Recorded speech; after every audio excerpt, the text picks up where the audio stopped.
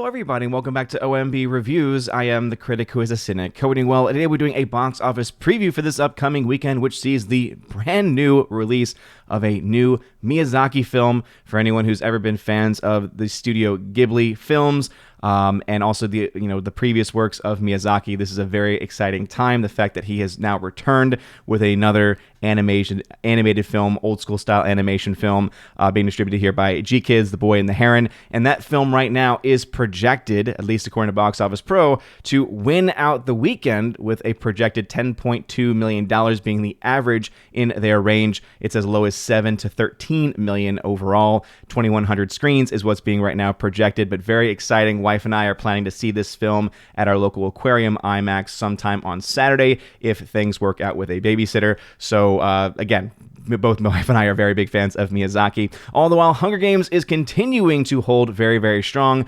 Renaissance is dropping off a cliff, showing that there just is not the same type of hype or love of the character of Beyonce versus that of Taylor Swift. So Swift continues to dominate in the battle between those two. And Godzilla Minus One is still around. Yes, indeed. Even though there were many people putting out there saying the film was going away, it just took a very simple search at your local theater to see, oh no, this film is actually staying around and is probably going to be staying around through the Christmas season, if I had to guess, because of how well it has been doing, especially in comparison to other films. Right now, according to some headlines at the very least, Godzilla Minus One is now one of the best performing Japanese films, live-action Japanese films, to release in the United States, in North America. So very, very happy to see those in numbers. We'll talk about a plethora of other things. Before going any further, please make sure you smash that like button, light up that fire button, honestly smash the rumble button as well, and also make sure that you're subscribed to the channel with that bell notification on. That way you know every time a video, a live stream, goes live on the channel. So coming in a little late with this today, but of course, family and work will always be coming first in my life. But The Boy and the Heron, according to G-Kids, or coming out from G-Kids, is again, as I mentioned earlier, projected to come in the number one spot, beating The Hunger Games at $10.2 million. Remember that this is going to be a film released both in a dubbed and a subbed version. Obviously, an original Japanese release from Miyazaki. Huge fan of Miyazaki. Even Baby Thor is a huge fan of Miyazaki. One of his favorite movies that he's ever watched is actually My Neighbor Totoro. And so we're a big fan of Studio Ghibli. We're a big fan of all the things that Miyazaki has done, and so we're very excited to have the opportunity to see another one, and also the fact that our local IMAX screen, at least our aquarium IMAX screen, is having showtimes of this movie is awesome. Now, I will say I'm kind of upset because the only showings they have are dubbed versions, and I'm very much on team subtitle all the way, but obviously my wife is not as passionate about that as I am, and also the base of the caveat is, do I see it in a regular screen or do I see it in an IMAX screen? You have to, make things work where you can, but I'm still very excited to see this film over the weekend because, hey, it's Miyazaki, everybody. The number 2 spot, though, going to Hunger Games, is still looking pretty good for that movie. Again, based off of its initial release, dropping another 33%, right? That is a very, again, good hold for this movie. Even though, as I'm going to continue to say this, far as where this film holds in regards to the rest of the Hunger Games franchise, it is equally, or rather, it was by far and unequivocally, I should say, the worst performing film in the Hunger Games franchise. However, based off of its first 2 weeks of release, the film definitely has had very strong holds down the line. Renaissance, a film by Beyonce, dropping 71%. Again, it's interesting because you look at the Taylor Swift phenomenon and just how well that film was able to do, and then you switch over to the Renaissance movie by Beyonce, and it's just not doing much of anything. And I know that some people have said it makes sense to them because maybe they follow the music industry a little bit more. But I guess in my mind, I think of Beyonce, and I think that she has a lot of name recognition similar to Taylor Swift. But I guess it's also one of those things where Taylor Swift clearly has a much more passionate fan base, I guess at the very least. So, hey, kudos to Taylor Swift for winning out that battle of the AMC distributed concert series movies. Godzilla Minus One, though, is, I think, the most exciting story, other than, of course, the new Miyazaki movie, because this is a film that I'm a very big fan of. I really loved it. And I know that some people have said, it's overrated. It's overrated. No, it's not, right? Overrated becomes something where it's a subjective issue that you have to get past yourself, right? The film is as good as people say that it is, and it is something that I think is well worth going to see in theaters, and luckily most people will have the opportunity to still do that, as the film is expected to be in around 2,500 screens, so I think it's around the same amount, if not a little bit more screens than it was before. I know that one of the issues, though, with this release from Toho is that it's not being pushed out to some of the smaller screens that some people only have access to. I've I've already heard people who really want to go see this movie can't see the film because the nearest screen to them that is showing it is like within 100 miles or something to that effect. So I do think that is one of the issues keeping some people from going to see it, but still happy to see that this is having one of the better releases for not only a Japanese movie, but also a movie that, unlike a film like The Boy and the Heron, where because it's an anime, you're going to have usually a dedicated, a dubbed track version of the movie, right? Any anime that's ever been released in the United States has always had, right? You have the option to see it in the Japanese with English subtitles or the dubbed version. When it comes to this movie, though, to my knowledge, it's only really available, or at the very least only widely available, with a subtitled version, and it's one of the issues with American audiences, North American audiences, where they're not as drawn to seeing those kinds of movies, even though in this case it is a film that is probably one of the best films to come out over this past year.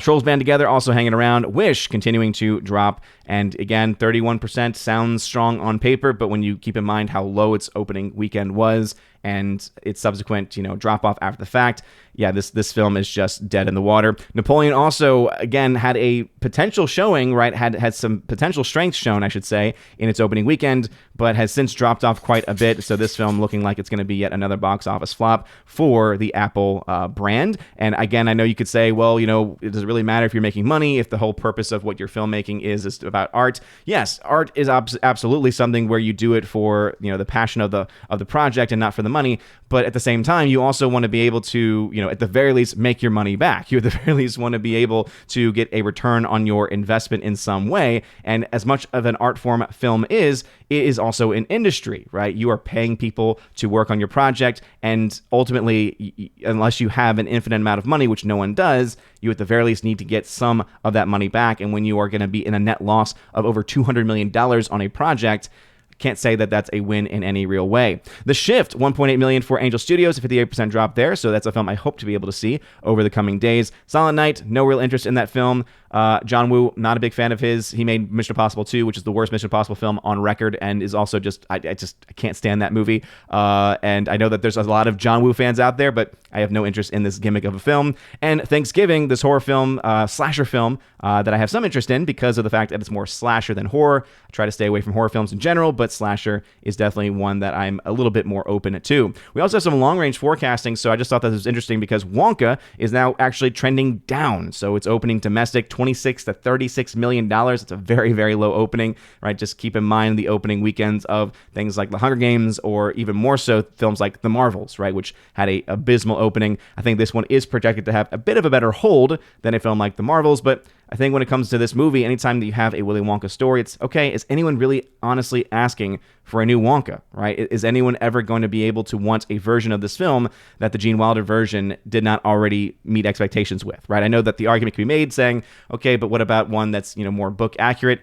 But I think that you could argue that, well, didn't we kind of get that with the Johnny Depp version? And that film was just a bit of a mess is, I think, the most polite way to put it. And Timothée Chalamet, I think that just him as a choice for Wonka, I don't really know if that's going to sell very well. That the fact that the kind of character and the kind of person that he is and the kind of audience that he draws out, being in a film like Wonka, I don't know if that makes the most amount of sense in the world. But this is, again, another Warner Brothers project, which I would not be surprised to see lose money. But we have to wait and see. There's still a little ways out from that one. Actually, not as much as you would think. This is about a week away, actually. So the fact that it's trending downwards is definitely a bad sign for it, though. Aquaman also only projected to have a $32 to $14 million opening and have an even worse domestic overall take. Definitely looking bad. I'm excited for the Iron Claw, though. I think that is going to be an awesome film. It's a wrestling film about I believe it's the Von Erich family. So I actually don't know a whole lot about them. Even though I'm a wrestling fan, have been a fan since the 90s, most of my knowledge is 90s WWE, then WWF, and then, of course, 90s WCW. And so that was a bit of an era, I think that was still in, the 80s. So that was a bit before my time as far as being a wrestling fan. So I'm actually excited to find out a bit more about it. Zac Efron also beefed up quite a bit for the role he's playing in it. And apparently some people who've seen it early have said it is one of the best films of the year, too. So very excited to see those numbers. Looking at the daily box office, though, Godzilla Minus One is doing very, very well, right? So we're going back now to this Monday. It actually got the number one spot. So it was actually able to edge out The Hunger Games on that day. Hunger Games came back on discount Tuesday just by, barely tens of thousands of dollars. So still, better per theater ratio there would have been Godzilla Minus One. As we see the theater count, 2,300. So with the count reported from Box Office Pro, it is going to be an increase in the number of overall screens to 2,500. So hopefully it is now more easily accessible for you. I know that it won't be for everybody, but I hope that it is, because it's a film well worth seeing on the big screen. Don't wait for streaming on this one, especially since this film really honestly deserves our support. Also on the Wednesday numbers, you can see Godzilla then retook that spot from the Hunger Games, and we don't have the updated Thursday numbers, though I'm sure we'll be getting those very, very soon. Looking overall, though, at the box office for Godzilla Minus One, $38 million.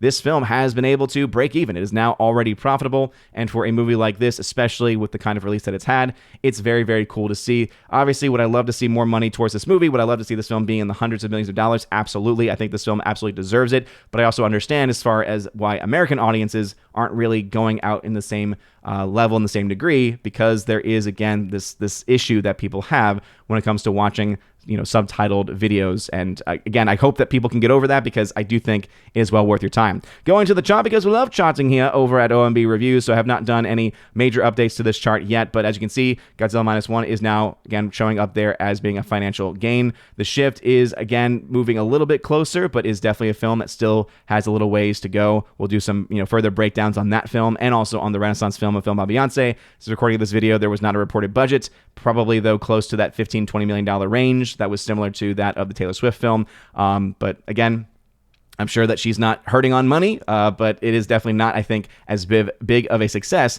as they were hoping. Taylor Swift's film, for instance, was able to bring in well over $250 million worldwide. It's not looking like the Beyonce film is going to get anywhere close to that. Napoleon, as I mentioned, is probably going to end being in that $200 million loss range. Let me go and see actually if I can update this in real time, because I do have these as to auto update. Yeah, so even still, Napoleon is not looking good. It's looking like it's going to be probably in that $200 million range, right? If it had been able to perform historically, the best case scenario that it really had was to be maybe a $150 million loss. It looks like it might actually end up losing a bit more with these kinds of numbers that we are seeing. Wish also is in a much worse position. It has not even cracked $100 million. It might barely even do that, as no one is going to see this movie. $250 million in financial losses there projected, and that's, again, a much more conservative estimate, so it's probably a lot more than that. Trolls Band Together, $43 million in the red, so it's having a pretty standard opening release, pretty standard, I should say, a domestic release, as you can see there, compared to its budget, 65%. For the first 2 weeks at the very least. So still far, still a ways off, right? 1.7 times its budget. So, will it break even? My original projection said no, it wouldn't have enough strength. It's looking like that might be the case, but you never know. Thanksgiving has finally been able to break even and to make some profits. So that's very cool. I know a lot of people have been excited for that film. And we also have Hunger Games, $250 million worldwide, means that film also has been able to, on its own, break even. So even without having to do the, the way it was financed, means it had to make less. So I got to give kudos to them, right? This film is still not having the amazing run that a Hunger Games film typically would have, and so it still needs to be said that that is the case. But we also have to be honest when it comes to reporting these numbers, and the numbers speak for themselves. And lastly, we'll talk about the Marvels, because the Marvels has been abandoned by Disney, right? Saying, oh yeah, we're not going to really report any of the major box office events for the film going forward. And that's just their sign and signaling of, yeah, we've given up on this movie. So this film, I think, will probably still get to $200 million because it is still in theaters. So it's just that they've, given up on reporting it, not on the actual film itself being in theaters. So it will cross $200 million, but not by much. And this film will end up being a massive $200 million loss for Disney, which is yet another one of these losses for them. But those are the numbers as they stand. So what do y'all think? Do you think that Godzilla Minus One is going to be able to win out the weekend? As you can see, the headline from Jill Goldsmith. Jilly, what's up, Jilly? Over at Deadline, it is now the top grossing live action Japanese film in North America after a stomping good opening. They love their puns over at Deadline. But do you think this film is going to be able to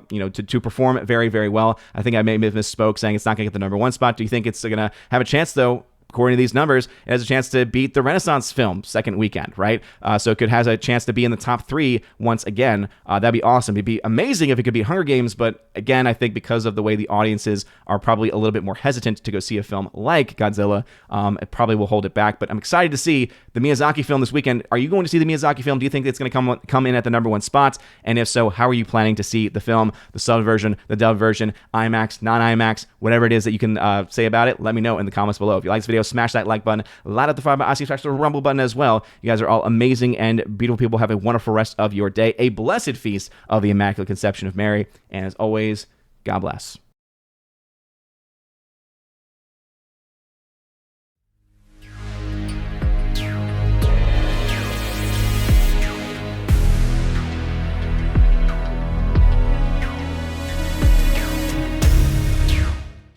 And now for a special shout out to all of my Chosen of Valhalla members for the month of November, starting off with Father Luca Illich, Rosetta Allen, check out her YouTube channel, the name Eagle Rider. Miss Martin Muses, check out her YouTube channel by the same name. Matt317, check out his Twitch channel. Laura, the Mother Major General Story. Sorry, I didn't have enough spirit fingers there. Mr. Roy and ZK Man, who can check out over at xtheboundaries.co. If you want your name shouted out at the end of every live stream and video, check out the top link in the video description below. You get access to things like the giveaways channel, a podcast that I try to do every single month with a bunch of other awesome YouTubers, and a plethora of other content. So go ahead and check that out if you want more. You guys are all amazing and beautiful people. Hope you have a wonderful rest of your day. And as always, God bless.